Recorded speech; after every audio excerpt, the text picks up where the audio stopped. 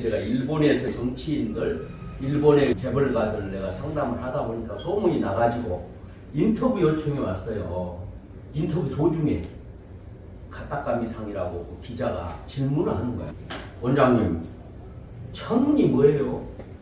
이 사람이 질문하는 것은 국어 사전적인 천운을 질문한 게 아닙니다. 원장님이 볼 때는 천운이 뭡니까? 그때 제 상담소 그 간판이 태운로 고운이었어요. 그러니까 천운과 행운. 그래서 천운이라는 게 뭐냐? 그러면 날아다니는 요 파리가 일본말로는 뭐라고 하냐? 그랬더니 해와라고 하더라고요. 나도 그 발음을 아직도 정확하게 못하겠어.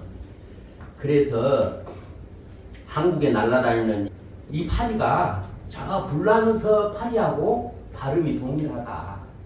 근데 파리가 일생 동안 날아다닐 수 있는 거리가 24km밖에 안 돼. 수명이 있으니까. 그런데 요코하마에서 불란서 파리까지 3만리. 거기를 이 파리가 어떻게 하면 갈 수가 있겠냐. 파리의 이 타고난 팔자는 24km밖에 못 가. 근데 이 파리가 불란서 파리를 어떻게 가겠냐 하고 질문을 하니까 이 친구가 머리가 좋아가지고 바로 답변을 하더라고요.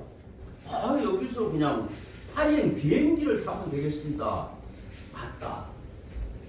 파리행 비행기를 만나는 것이 파리가 천운을 만나는 거다. 그런데 자, 파리행 비행기가 눈앞에 왔다 하더라도 타야 될 거 아니야. 그래서 행운이다. 행운이 행복할 행자가 아니고 당길 행자가 아니고 행동을 취해서 타야 된다. 그런데 파리에 갈 생각이 없는 놈이 파리행 비행기가 왔다고 해서 그 비행기를 타겠습니까? 비행기를 만나기 전에 먼저 이 파리가 내가 불란서 파리를 한번 가봐야 되겠다. 가보고 싶은 소망이 있어야 돼. 열망이 있어야 돼. 그래야 비로소 파리행 비행기를 타는 거예요. 그래서 제가 오늘 이 시간 사람에게만 때가 있는 것이 아니고 여기가 지금 그 기자가 제목을 거창하게 붙여줬어요. 도끼지라세 태운로 운부. 그 사람의 때를 알게 하고 천운을 이어준다 이 말이에요. 개인에게만 때가 있는 것이 아니고 나라에도 때가 있다. 우리의 국군의 때가 지금 어느 때 와 있냐. 그 천운을 지금 받기 위해서는 어떻게 해야 되겠느냐 하는 걸 가지고 저는 여러분과 함께 오늘 이 시간 대화를 해보려고 합니다. 우리나라에 지금 무슨 일이 지금 생기고 있냐. 8월 15일 날 윤 대통령이 통일 독트린을 발표했습니다. 왜 독트린이냐? 지금까지 해오던 내용하고 다르니까 그 내용이 무엇이었냐 하면은 오늘 저도 이제 비전 통일하고 보겠잖아요. 통일 비전이 뭐냐 이렇게. 통일, 남북이 하나로 통일해가지고 우리는 뭘 하겠다는 것이냐. 자유와 안전이 보장되는 행복한 나라를 만들겠다. 두 번째는 창의와 혁신으로 도약하는 강하고 풍요로운 나라를 만들겠다. 우리 남한만 그러자는 것이 아니고 남북이 통일해 가지고 세 번째는 세계 평화와 번영에 기여하는 나라를 만들겠다. 이것이 독트린입니다. 그 다음에 이건 이 추진 전략도 있고 뭐 추진 방안도 있죠. 그거보다는 우리 세 가지 요걸 중심으로 오늘 대화를 나눠보려고 해요. 그러면 지금 그 통일 독트린에 대한 이 꿈과 현실은 어떠냐? 그 발표 한 달 후에 이 임종석이라는 놈이 말이요. 이놈이 통일하겠다고 목숨 걸고 지금까지 살아온 놈인데 뜬금없이 통일하지 맙시다. 그냥 우리 이 두 나라를 그대로 삽시다. 헌법도 좀 고쳐가지고 우리 한반도의 국토에 대한 개념도 바꾸고 이렇게 주장을 했어요. 이 주장을 어떻게 할 수가 있었을까요? 바로 김정은이가 지난해 12월 30일 날 우리 통일 안 한다 이거야. 통일 삭제해버리자 이거지. 그리고 엊그제까지도 우리 민족, 우리 동포했는 우리의 첫 번째 적이 바로 남한에 있는 저놈들이다. 우리의 주적이다. 이렇게 이야기를 했어요. 그러면 이것만 가지고 이 친구가 이런 감히 통일하지 말자는 발표를 할 수 있었을까요? 우리나라 사람 전부가 다 통일을 원하는데 지 혼자 통일하지 맙시다 이렇게 말할 수 있냐 이거예요.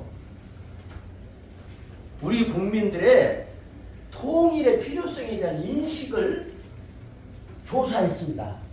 이 통일연구소에서 2014년부터 2024년까지 어떻게 변화하고 있는가를 조사를 다 했어. 그런데 지금 특히 이 젊은 세대들은 통일하지 맙시다가 이렇게 높아. 56%나 되는 이 젊은 친구들이 통일하지 말자. 아니 통일해봐야 우리 수입에 몇십 분의 1도 안 되는 저 친구들하고 통일하면 손해인데 왜 통일해야 됩니까? 하고 통일을 원치 않는 이 세력들이 많기 때문에 주사파의 그 진해 동지들뿐만 아니라 젊은 세대가 이렇게 원하지 않고 있기 때문에 통일하지 맙시다 하는 이야기를 했다. 그러면 통일하지 않으면 어떻게 될까? 임종석이 말대로 통일하지 않으면 우리나라는 어떻게 되는 거냐 이 말이요. 공멸하는 거죠. 우리는 사이좋게 평화롭게 두 나라가 잘 지낸 것이 아니고 공멸하는 거예요. 전쟁이 일어나면 어떻게 되느냐. 이것은 2023년 작년에 조사한 겁니다. 서울시청 상공 800m, 저 공중 상공 800m에서 핵을 폭발시켜야 가장 많은 사람을 죽일 수 있대요. 그래서 서울시청 상공에다가 핵을 터뜨렸다. 20kg짜리를 터뜨리면 이 4km 정도의 반경에 있는 이게 다 화산 분화구처럼 날아가 버려요. 즉시 12만 명이 즉사해 4만 명 이상은 살아있어도 산 사람이 아니요. 그렇게 되고요. 그런데 여러분 지금 최근에 핵실험하는 크기가 어느 정도냐? 100kg이요. 100kg.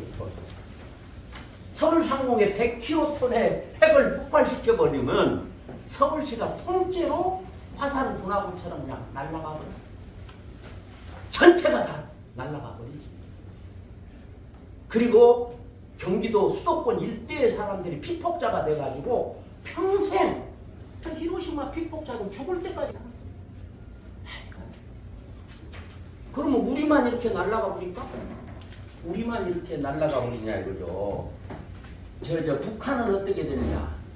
북한은 이북에서 핵을 이렇게 발사하는 순간 동시 패션으로 발사해버려. 스위치 한번 눌러보면 90개 곳에서 터져버려. 이북 전체가 그냥 지구상에서 없어져버려.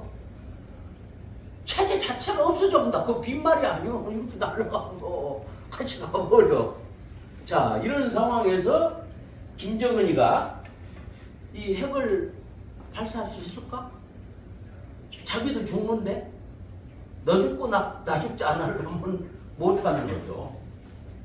그런데 자, 그보다 더 중요한 것은 우리가 왜 통일해야 되나 말이야. 우리 홍익인간 정신을 건국 이념으로 갖고 세워놓은 단군 조선에서는 이 목표가 뭐였냐? 무일민기한. 이 말을 우리말로 하면 춥고 배고픈 사람이 한 사람도 없게 하겠다. 이게 정치 목표였어요. 통치 목표였어. 단군 황제들의 통치 목표. 근데 지금 현재 이북의 현실이 어떠냐? 이거 옛날 이야기 아니야. 지금 현재. 우리 애들 보셔요. 여기 갈비뼈가 그냥 이렇게 나와가지고 못 먹어서 영양실조 걸려가지고 이게 왜 그러냐? 쌀값이 없고 옥수수 가격이 급등했대요. 그래서 우리 애들이 이렇게 영양실조 걸려갖고 갈비뼈가 이렇게 드러나와 있어. 응? 이게 우리 현실이라니까요. 그럼에도 불구하고 이 김정은이는 금년 연초 작년 연말이겠지. 금년에 1월 18일자 기사니까 작년 연말 타고 다니던 고급 수용차 놔두고 또 2억 9천만 원짜리 벤츠를 구입을 했어요. 2억 9천만 원 가지면 이 애들을 얼마나 잘 먹일 수 있겠어. 이런 놈들한테 어떻게 우리 애들을 맡길 수가 있겠어요.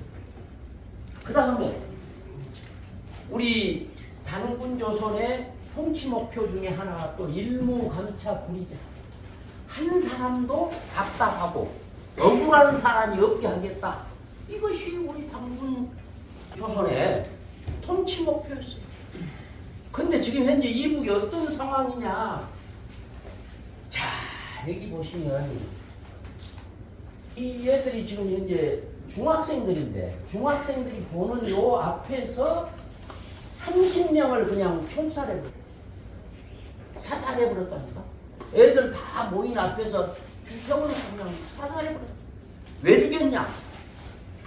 남한 드라마 같다고. 남한의 드라마를 한국자들이 보는 그 풍선 속에다 USB를 보냈는데 그거 주워가지고 본 애들. 그 다음에 친구들을 통해서 앱다운 받아가지고 본 애들. 남한에 있는 드라마를 봤다고 총살시켜. 이게 이북의 현실이에요. 네? 답답하고 억울한 이 정도가 아니고, 아니 드라마 좀 봤다고 죽여버려. 여기 지금 현재 9명을 총살시켰는데 그것도 분해가지고 시신에다도 그냥 사격을 해버렸다고 이렇게 지금 나와 있어. 이게 옛날 이야기가 아니요. 2023년 12월 1일자 서울신문에서 지금 기사. 소고기를 장마당에다 내다 팔았다고.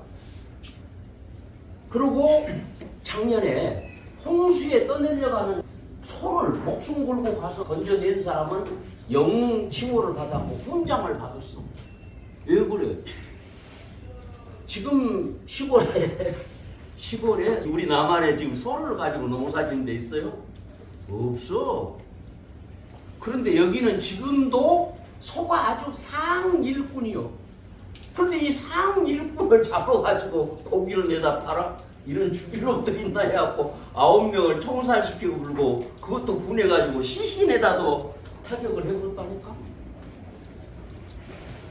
이런 곳에다가 우리 동포들 맡길 수가 있어? 아니 두 나라가 사이좋게 살아요? 여기는 또 뭐냐, 북한 여성들 탈북자들을 공개 처형하는 장면이에요. 이것도 그냥 최근에 얘들 패션을 보셔. 이게 최근 패션이잖아. 이게 얘들이 어떤 애들이냐면 중국에 가서 북한에서 만들어 놓은 조선 식당에 가서 일하는 종업원들이었어요. 종업원들. 그런데 얘들이 한 달 봉급을 받으면 75%는 이북에서 가져가 버려. 25%만 지네들이 받아. 예를 들어서 100만 원 받으면 75만 원은 그냥 국가에서 가져가 버리고 25만 원 남아. 25만 원을 가지고 자기 집에도 좀 보내야 될 거 아니야. 살 수가 없어. 그 정도만 해도 참겠는데 저녁이면 무슨 일이 일어나냐. 저녁에 또 이 중국에 노동자로 와 있는 사람들 있잖아요. 노동자 영웅들, 일을 열심히 하고 그냥 노동자 영웅 대접을 받는 친구들을 얘들이 근무하는 곳에 데리고 와서 이 중에 네가 제일 마음에 드는 애 하나 골라라. 어? 그래가지고 그 얘하고 고르면 그래가 그날 저녁에 그 사람하고 자야 돼. 네? 여러분, 우리 애들, 우리 손자, 손녀들이 이러고 산다고 생각을 해보세요. 이런 놈들하고 어떻게 사이좋게 둘이 평화롭게 같이 살아? 그래서 여기 보시면요, 쏠라면 쏴라 하고 이러고 있잖아요. 손을 묶여가고 지금 사격하려고 총 굽고 가는 거 있는데 이러고 서 있어 얘들이. 그러고 살 바에는 나 살 필요 없어. 하나도 그거 안 나. 그래서 이북 사람들이 빨리 전쟁이 일어나버렸으면 좋겠다 이 말이야. 나 혼자 죽기는 억울하고 또 스스로 목숨 걸기도 힘드니까 다 같이 죽자 이거야. 이런 현실. 그런데 이런 사정을 모르는 우리 20대 청년들 얘들이 뭐라고 그러냐? 통일을 반대한다 이 말이야. 왜 반대하냐? 못 사는 북한과 통일하면 우리가 손해다 이거야. 자, 이걸 어떻게 했으면 좋겠어? 우리 애들이 이렇게 반대하고 이북 현실은 저런 상황인데 어떻게 했으면 좋겠냐 이 말이요. 저는 흥남 철수 작전에서 그 교훈을 얻어야 된다고 생각을 하고 있습니다. 여러분들 흥남 철수 작전 잘 아시죠? 예? 6.25 전쟁 때 그냥 며칠 만에 그냥 내려가고 부산만 이렇게 남아있는 상황 속에서 낙동강 방어 라인에서 우리 학도병들이 막 죽어가는 상황에서 인천 상륙작전을 통해서 메가더 장군 9월 28일 날 수복을 해갖고 그대로 이북으로 밀고 올라간 거야. 압록강 두만강까지도 거의 다 가니까 중공에서 그냥 이내 전술 100만 명이 그냥 쳐내려 징치고 깽가리치고 하면서 쳐내려온 거야.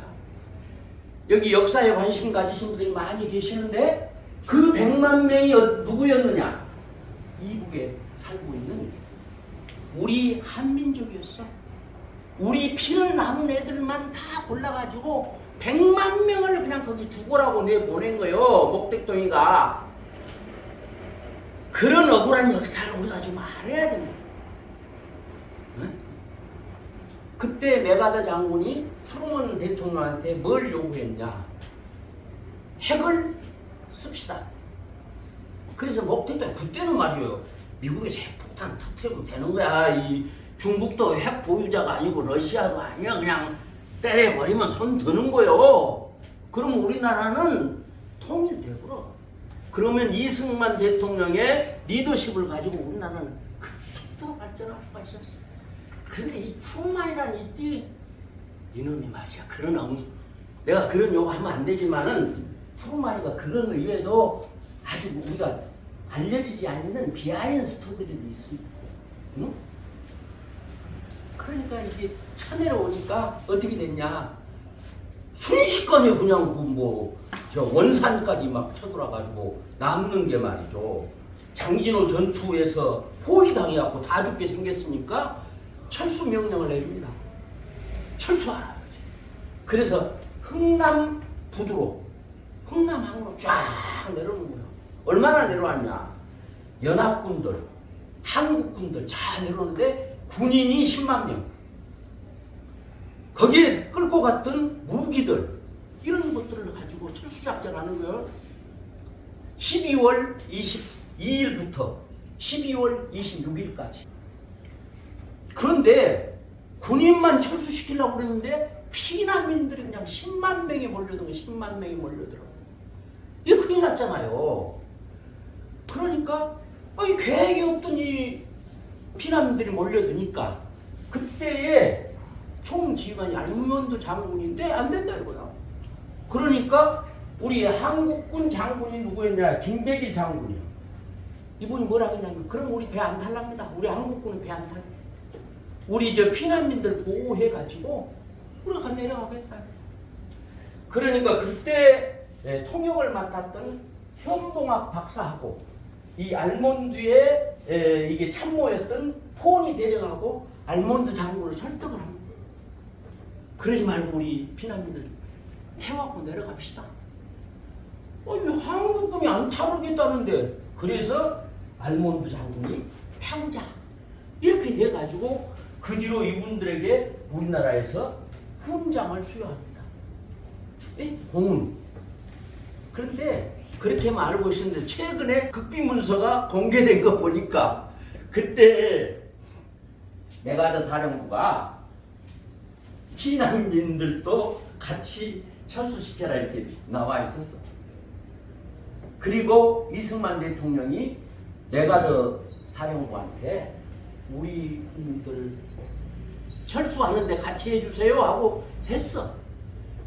그럼에도 불구하고 이분들의 역할이 큰 거야. 그럼 이 사람들 그 명령 범위 내에서 철수시켰다면 10만 명 철수 못 시켜. 그래서 오늘 이 이야기는 무슨 얘기냐면 우리 3대 통일 비전 중에 첫 번째가 자유와 안전이 보장되는 행복한 나라. 여기다 놔두면 죽을 수밖에 없는 이 사람들을 데리고 같이 살자 이 말이에요. 이게 그래서 이게 공생이다 이 말이죠. 같이 살자. 이때 이 배가 말이죠. 메르디스 빅토리오인데 이 배가 기네스북에 등재된 배입니다. 뭘로 등재가 됐느냐? 크기에 비해서 사람을 가장 많이 태웠다 이거야. 네? 이 배는 화물선이요, 화물선. 그래서 사람을 태울 수 있는 정원이 60명밖에 안 돼요. 그 배에는 이미 이 빅토리오 섬은 47명이 타고 있었어요. 그리고 배에는 무기들, 전차들, 대포, 그 다음에 수만 발의 포탄이 실려 있었어요. 그러면 그것을 그 무기들을 그대로 두고 포탄을 그대로 두고 이 피난민들을 실으면 얼마나 실을 수 있을까? 많이 실어도 몇천 명밖에 못 실어. 그래서 여기에 루나 이 선장이 용단을 내립니다. 무기 싹 버려라. 거기에 그 화물 창고에 있는 그런 그 무기들, 탱크며 포탄이며 다 내립니다. 그리고 태울 수 있는 만큼 가득 태워라. 그렇게 해서 자, 이 보세요. 이렇게 그냥 피난민들이 다 보증서 하나씩 짊어졌잖아요. 이 사람들은 그냥 태우는 거야. 12월 22일부터 태워가고 12월 23일까지 태웠어. 각 태우고 나니까 얼마나 타버렸냐.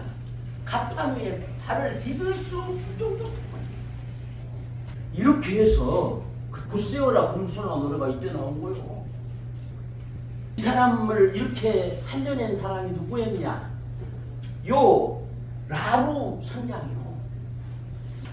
라루 선장이 용단을 내려가지고 무기를 버리지 않고 거기 태운다. 그 다음에 룰대로 하면은 47명이 이미 타고 있었으니까 60명 정원이니까 13명밖에 못 태우는 거예요. 13명. 13명만 태워도 피난민들 후송하는 데다가 협조했어 이렇게 되는 거예요. 그렇기 때문에 제세 이화만 가지고 되지 않는 거예요. 여기 정원대로 한다는 것은 제세 이화. 제세 이화를 넘어선 홍익인간 사상. 이분을 우리 나라에서 훈장을 주려고 하니까 없어져 버렸어. 어디로 가버렸는지 몰라. 수소문에서 한참을 찾았더니 이 사람이 어디가 있냐? 수도원에 가 있어. 수도원에. 제가 왜 이 이야기를 하냐? 이 사람들을 살려내는 데는 이 라루 선장의 신앙이 있었다 이 말이야. 하나님을 믿는 신앙이 있었어. 그 다음에 이웃을 내 몸같이 사랑하라고 하는 기독교 정신에 사랑이 있었다 이 말이야.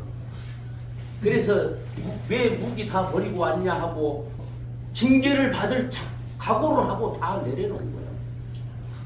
그 대신 떠나기 전에 중공군한테 가버리면 안 되니까 다 폭발시켜버리고 떠났지.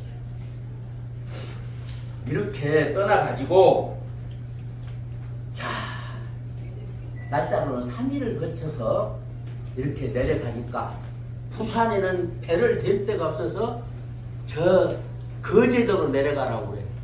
거제도 장승포 항 도착해 보니까 이 큰 배를 댈 수가 없어요. 요 큰 배를. 근데 장성포 항이 바라보이는 바다 한가운데 이렇게 떠 있는데 누가 말하지도 않았어요. 장성포에 있는 어부들이 고기 잡는 배를 가지고 몰려들기 시작합니다. 큰 배는 큰 배대로, 작은 배는 작은 배대로 여기 실어가지고 14,000명을 종일 실어. 이 어부들에게 우리 박수 한 번만. 이 사람들한테 무슨 오늘 이거 실어나르면 얼마 주겠어요 하는 계약도 없어. 그때 그 통통 발동기 가지고 이 배를 운전하던 시절이요. 기름값이 그때 얼마나 비싸요. 그걸 안 따지고 실어다가 어디다 내려놨냐. 장성포 항에 자갈밭에다 내려놓은 거야. 자갈밭에다 내려놨어 이 사람들이. 그러니까 참 그때가 12월 25일 날 낮 점심때요. 그래가지고 이 사람들이 걸어서 장성포 초등학교를 향해서 걸어가다. 장성포 초등학교 거의 다 가니까 장성포에 있는 그 부인들이 다라이에 이고 왔어. 무엇을 이고 왔냐? 주먹밥. 그 식을까봐 그냥 보자기로 덮어가 주먹밥을 하나씩 나눠주면서 손을 들고 아이고 고생했어 잘 오셨어. 야, 그때가 12월이니까 장성포 사람들도 그때 봄나기가 여의치 않아요. 식량이 여의치 않아. 그러지 않았겠어요. 그럼에도 불구하고 주먹밥 14,000개를 만들려면 얼마나 쌀이 필요하겠어.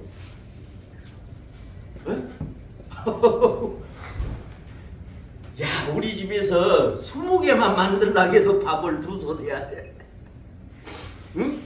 이 힘들고 어려운 사람들이 우리 동포가 왔다. 야, 전쟁통에서 지금 죽음 고비를 넘어서 왔다고. 어? 주먹밥을 정성스럽게 싸가지고 다라이에 이고 수십 명 우리 거제도 우리 어머니들이 맞이했어. 그러니까 이 피난민들이 마음이 어떻겠어. 이런 정신을 가지면 우리는 통일할 수 있어요. 이런 정신을 통일하자면 손해볼 것이 지금 중요한 거요. 저 총살 맞아 죽어가는 우리 애들, 에?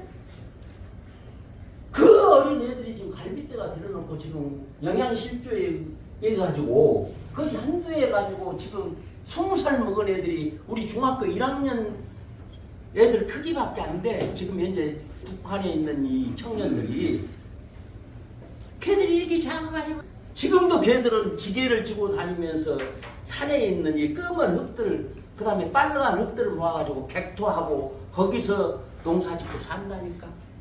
응? 이런 이야기입니다. 그러면 이 거제도 사람들은 이 사람들 때문에 힘들었을까? 14,000명이 나와가지고 나눠 먹으려면 힘들었을까? 함께 잘 살자. 그런 이야기다. 정의와 혁신으로 도약하는 강하고 풍요로운 나라를. 이때 말이죠. 이 많은 사람 중에 여기서 태어난 사람 대통령도 나왔다니까.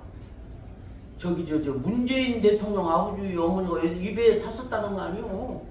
어? 대통령도 나오고 박사도 나오고 기업가도 나오고 지금 미국에서 잘 나가는 사람도 나오고.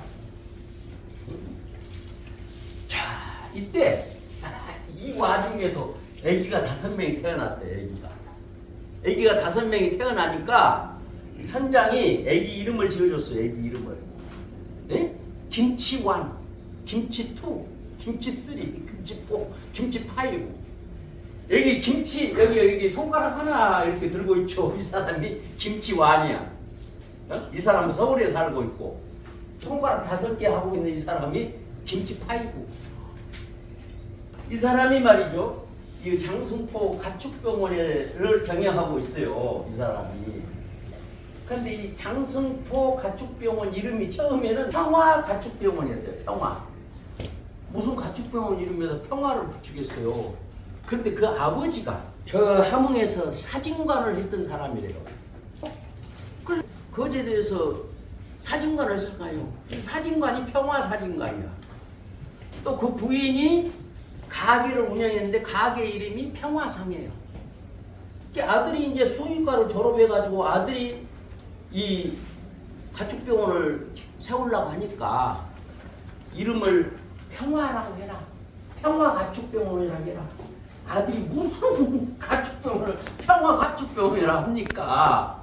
그래도 아버지 말에 순종하는 마음 가지고 평화가축병원이라는 이름을 했어. 이걸 바꾸겠다 하니까 나 죽으면 그때 바꿔라. 그래서 실제로 아버지 돌아가시고 난 다음에 7년 후에 바꿨대요. 왜 바꿨냐면은 사람들이 가축병원 이름을 알아야 되겠는데 평화가 생각이 안 나는 거야. 그래서 장승포 가축병원이다.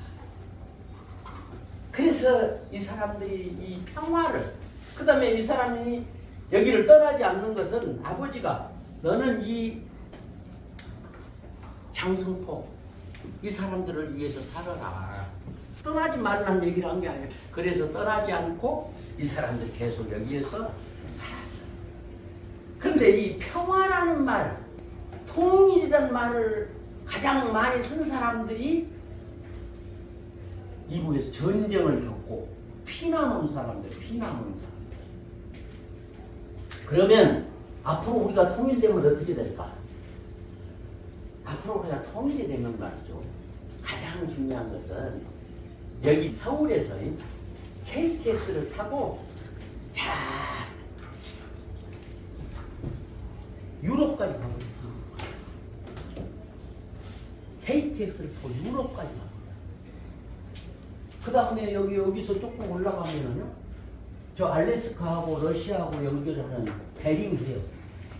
여기를 그 문선명 총재께서 터널을 뚫자고 제안을 해가지고 주인 누구지 않습니까? 그거 뚫려버리면 어떻게 되냐? 알래스카로 해가지고 쫙 내려가서 우리 잘 아는 LA, 워싱턴, 뉴욕 쫙 내려가서 남아메리카로 해가지고 가장 밑단에 있는 칠레. 네? 칠레 수도 이름이 뭐죠? 어? 칠레에서 그 또 돌아가지고 쫙 와가지고 여기 유럽 쪽에 그 다음에 여기를 거쳐서 저 아프리카 최남단 남아메리카 최하위에 있는 희망공까지 쫙 가버려요. 그 다음에 여기 지금 현재 한일 터널도 지금 뚫고 있잖아요. 누가 제안했어요? 문선명 총재가 제안해가지고 거기 신앙이에요, 신앙. 이게 뚫려버리면 여기서 그냥 내 승용차로 그냥 저 도쿄로 해서 홋카이도까지 그냥 쫙 갔다가 오는 거예요. 이렇게 우리가 통일이 되면 일생활권 내에 돌아버리는 거예요. 응? 이런 시대가 열린다 이거죠. 그래서 여기 사람만 이렇게 관광을 하는 것이 아니고 물동량도 우리가 컨테이너를 배에다 싣지 않고 그냥 여기 부산이나 서울이나 목포 이쪽에서 싣고 쫙 가면 이게 아시아, 유럽, 아시아, 유럽을 합하는 것이 유라시아잖아요. 아까 이야기한 대로 그냥 저 아메리카, 아프리카까지 다 가버려요. 그래서 통일이 되면 우리는 관광의 허브가 되는 것이고 이 물동의 허브가 된다. 그 다음에 우리 인구 문제가 지금 현재 남한 인구 한 5천만이 조금 더 되잖아요. 북한이 2천만이 좀 더 돼. 이걸 합하면은 7,500만. 그런데 요 압록강 두만강 근처에 있는 3개성 이걸 동북 삼성이라고 그러잖아요. 우리말로 하면 흑룡강성, 길림성, 연영성. 이쪽에 사는 인구가 1억 2천만이고 1억 2천만 중에 우리 한민족의 피를 같이 나누고 있는 사람이 수천만이에요. 그 중에서 500만만 치자. 500만만. 그러면 요걸 합하면 우리가 내수시장 8천만의 시대가 열린다. 야, 어마어마한 시장이요. 저는 이 마케팅을 전문으로 했기 때문에 이 시장이 보여. 예? 조그만 그 5천만 남한 시장 전체를 어떻게 먹어버릴까 하고 궁리했던 사람이 저요. 기업에서 말이죠. 그런데 아이, 북한으로 해서 저 동북 삼성까지 다. 그 다음에 북한에 이게 지하 자원이 얼마나 많습니까? 이 사람들이 그동안 기술이 없으니까 흙덩이를 갖다 팔았어. 에? 철이 들어있는 흙덩이, 금이 들어있는 흙덩이를 갖다 팔았다니까. 그런데 우리하고 통일되면 어떠냐? 우리의 기술을 주고 싶어 해가지고 이걸 가공해서 팔아. 그러면 부가가치가 얼마나 높아. 네? 자, 그 다음에 통일을 하면 유망사업, 12대 유망사업이 있어. 그 사업 중에 제가 오늘은 너무 복잡하니까 5개만 소개합니다. 처음에 이 북한 사람들이 가지고 있는 이 휴대폰 숫자가 현재 200만 대. 그런데 그 인구는 2천만이 넘잖아요. 휴대폰 얼마나 많이 팔리겠어? 휴대폰 시장이고. 두 번째는 물류 교통인데 이북의 저 가운데 우리나라한테는 공개도 안 한 이 가운데 이북의 가운데 오픈 안 한 데를 가보니까 비포장 도로고 좁고 그 다음에 다리가 있는데 이게 외정 때 만들어 놓은 거야. 그래갖고 5톤 트럭만 가도 그냥 다리가 꺼져버려. 그럼 어떻게 하겠어? 문제는 도로 공사. 어마어마한 건설 공사를 해야 돼. 어마어마. 야, 그게 이루어지면 그걸 누굴 데려가보시오? 우리 임금 충분히 주면서. 아니 지금 필리핀 애들, 저 태국 애들, 저 월남 애들 데려다가 일 쓰는데, 아니 우리 민족이 똑같은 퇴직해주면 그 사람들이 돈 벌었고 어디다 쓰겠어? 우선 휴대폰부터 사봤지. 예? 가전제품. 장마당에서 제일 인기가 있는 것이 우리가 흔히 쓰고 있는 저 전기밥솥이래요. 네? 그것도 우리보다 몇 배나 비싸게 사. 그런데 통일이 되면 야, 전기밥솥, 냉장고, 세탁기, 테레비 어마어마한 시장이 열리는 거예요. 이거 공짜로 들은 거요. 봉급받아갖고 살 거 아니에요. 그럼 거기 세금이 얼마요? 그 세금 가지고 이북 개발하고 나가요. 그 다음에 뭐요? 자동차. 이놈들 아직도 자전거 가지고 자전거만 있어도 이렇게 자랑만 해가지고 자전거 그 옛날에 우리 60년대 자전거 그 닦았잖아. 그거 하면 유지 대접하셨잖아. 왜 북한 현실 그래. 근데 얘들 어마어마한 자동차 시장이 열리는 것이죠. 그거다. 이제 가장 중요한 것은 관광. 세계에 모든 것이 열려 있어. 그렇지만 아직까지 관광, 세계 사람들 관광 못 해본 것이 북한. 이 비무장지대. 그것도 그냥 인천공항으로 들어온 게 아니고 그냥 루러시아 철도로 해서 그냥 쫙 들어와서 우리나라가 관광객 2억 명 시대가 고려한다 말이야. 2억 명이 1원씩만 쓰면 얼마예요? 2억을 10원씩을 쓰면 20원 이렇게 되는 거예요. 이런 어마어마한 시장이 열리는데 우선 쟤들이 가난하다고? 그 다음에 아까도 얘기했지만 얼마나 많은 저기가 열리냐 이 말이야. 자, 그러면 우리만 이렇게 잘 살아? 통일해가지고? 그것은 홍익인간 정신이 아니야. 홍익인간 정신은 홍도 익죽 정신이야. 우리 주변의 국가들하고. 그래서 우리를 열린 민족주의. 우리 주변 국가들하고 잘 살자는 거지. 근데 잘 살고 싶은데 잘 살 수 있는 능력이 있어야 될 거 아니에요? 자, 이 통일이 때가 다 왔어. 아까 제가 징조 이야기를 했잖아요. 징조. 얘들이 드라마 봤다고 여중생 사형시키는 것부터가 이 통일이 가까운 거예요. 저거 망하기 딱 눈앞으로 와 있어. 왜? 휴대폰이 지금 200만 대가 지금 깔려 있어요. 200만 대 이외에 휴대폰 보고 싶으면 장마당에 가서 휴대폰을 빌려. 그리고 선불폰을 해가지고 거기서 또 웹다운 받아가지고 드라마를 보고 한국 뉴스를 보고. 이게 정보가 오픈돼요. 그 다음에 남북한 사정을 잘 아는 엘리트들이 탈북을 해요. 줄을 이어서 지금 탈북하고 있어요. 외교관들이. 그래서 어느 날 갑자기 통일을 온다. 학자들은 뭐 이렇게 해보니까 통일 꿈도 끼지 마시오 하지만은 어느 날 갑자기 되는 거예요. 왜? 내일 모레 그냥 저 김정은이 경호한 놈 중에 이렇게 아유 우리 박정희 대통령도 그냥 좀 가버렸잖아요.